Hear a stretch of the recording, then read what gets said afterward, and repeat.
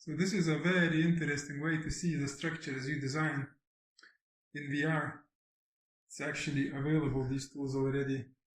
You can see on the screen that I can measure things in real-life conditions. And for example, just to make sure things are up to scale, from here to that point, approximately 12 meters, yes, so it is down to scale. And the convenience of this is that this is a concept right now.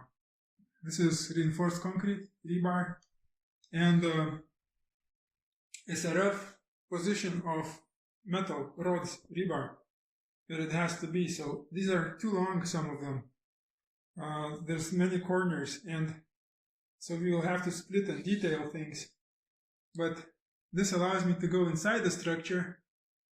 For example, here with the stirrups, you can see on the screen, if we zoom in, you can see all the different positions of the rebars, the hooks, the overlaps. Everything is super visible. And if you go to another location, it's over here, now it gets harder to see.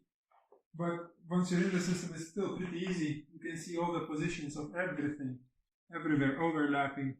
The corners, the edges, this can be bent in, this has to be welded, that can be removed, that can be assembled before this part goes in, and everything can be fine-tuned and adjusted. And everything is super visible. The other nice feature of this is the fact that you have a sense of scale.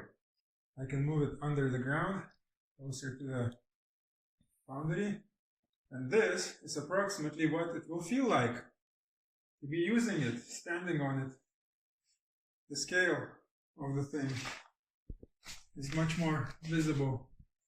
And same thing goes for the other one.